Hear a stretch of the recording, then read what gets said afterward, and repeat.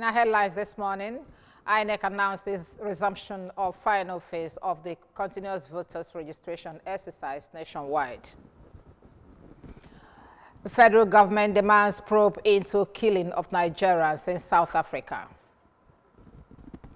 Civil society groups in Uganda criticize proposed protection of sovereignty bill. Good morning. Welcome to our breakfast news this morning. My name is Sijoma Uche. Monday sit at home has ended in Anambra State. Governor Chukwuma Soludo has fully restored socio-economic and academic activities. With renewed confidence and a sustained peace, Anambra is back on the path of progress and prosperity. Be part of this success story. The Independent National Electoral Commission, INEC, has announced the resumption of the final phase of the Continuous Voter Registration (CVR) exercise nationwide.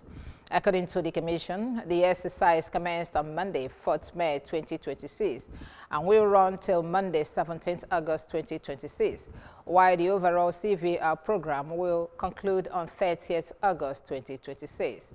INEC stated that the exercise is open to Nigerian citizens who have attained the age of 18 and have not previously registered for voting. The registration also covers already registered voters seeking transfer of voting location, replacement of lost or damaged permanent voters card, as well as update of personal information. The Commission explained that registration will take place at all INEC state and local government area offices nationwide from Monday to Friday between 9 a.m. and 3 p.m., excluding national public holidays. INEC warned that double or multiple registration is against the law and advised eligible citizens to register early to avoid the usual congestion experienced during the final weeks of the exercise.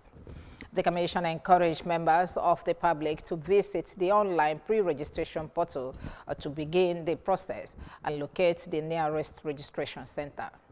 INEC emphasized that voter registration remains the first step towards participating in the democratic process, urging all eligible Nigerians not to miss the opportunity to register.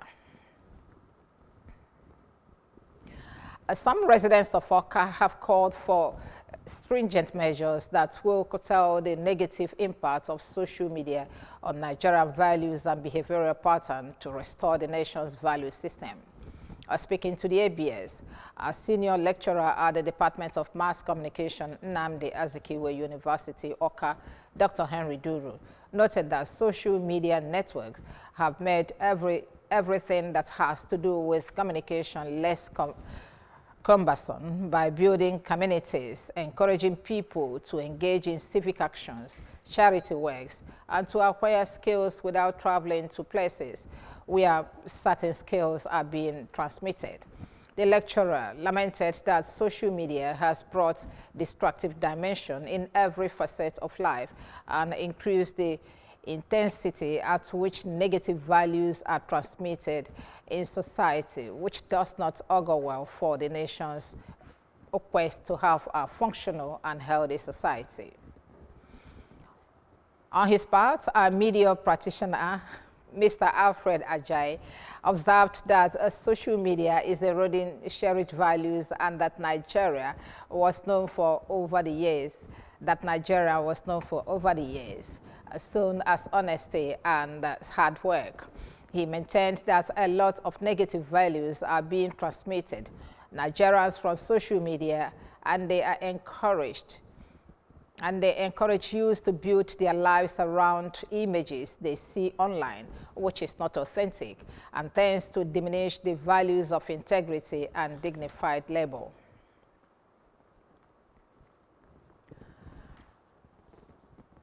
The federal government has demanded a thorough and impartial investigation into the deaths of 2 Nigerians in South Africa as it moves to fast-track the implementation of a bilateral early warning mechanism to address rising xenophobic tensions and threats against foreign nationals. A spokesperson of the Ministry of Foreign Affairs, Mr. Kaimebi Lemonitimi Ebienfa, disclosed this in Abuja while briefing journalists after a closed-door meeting between Nigeria and South Africa's diplomatic representatives. The meeting was held between the Permanent Secretary, Ministry of Foreign Affairs, Ambassador Dunoma Omar Ahmed, and the South African Acting High Commissioner to Nigeria, Lesoli Machele, among other diplomats, following engagements directed by the Minister of Foreign Affairs, Ambassador Bianca Odumegwu. Nigeria also confirmed the deaths of two of its citizens, Nemeka Matthew Andrew Ekpeyon and Calvin Chidebere Amaramiro, who reportedly died after sustaining injuries while in the custody of South African security agencies. The government said the incident had triggered anxiety within the Nigerian community and required urgent and credible action from South African authorities.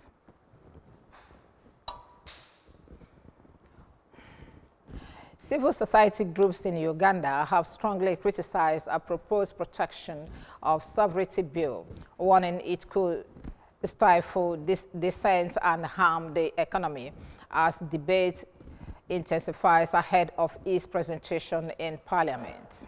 At a press conference, former Cabinet Minister Miria Melambe condemned the speed at which the controversial legislation is being pushed forward. The draft law will criminalize actions deemed to promote the interest of a foreigner against the interest of Uganda and label individuals and organizations receiving foreign funding as foreign agents. Critics say the language mirrors similar legislation used in other countries to silence opposition voices. However, some Ugandans support tighter oversight. Businessman and events organizer Elijah Rabowoni argued that monitoring foreign funding could be beneficial. Others fear the economic fallout could hit ordinary livelihoods, motorcycle taxi driver. Samuel Musaba warned that reduced inflows of foreign money would affect businesses and families. The bill has sparked widespread concern among rights groups, journalists, and sections of the private sector, who say it could undermine freedoms and deter investments in the East African nation.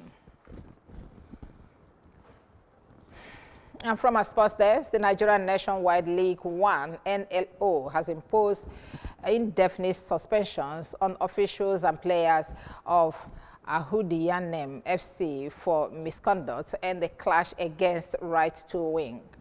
Ahudiyanem's trio, Anayo Chukwujeku, Christopher Ono, and Emmanuel Ibe, alongside the team manager and head coach, were accused of bringing the game to disrepute. The culprits have been banned from league activities pending a final decision by the disciplinary committee.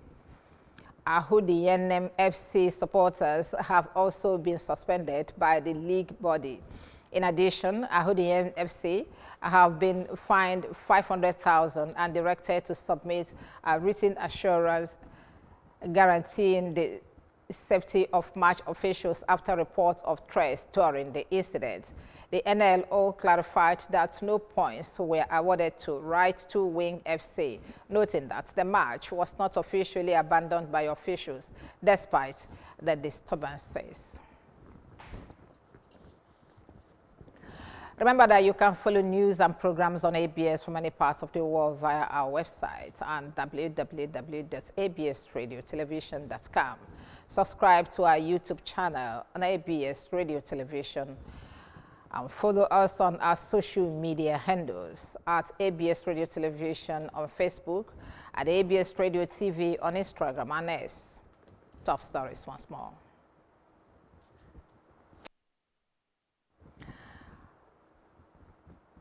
INEC has announced resumption of the final phase of continuous voter registration exercise nationwide. The federal government has called for a probe into killing of Nigerians in South Africa. Civil society groups in Uganda have criticized a proposed protection of sovereignty bill. And that's our breakfast news. But just before we go, Monday's sit at home has ended in Anambra State. Governor Chukwuma Soludo has fully restored socio-economic and academic activities with renewed confidence and sustained peace. Anambra is back on the path of progress and prosperity. Be part of the success story. My name is Sijama. Good morning.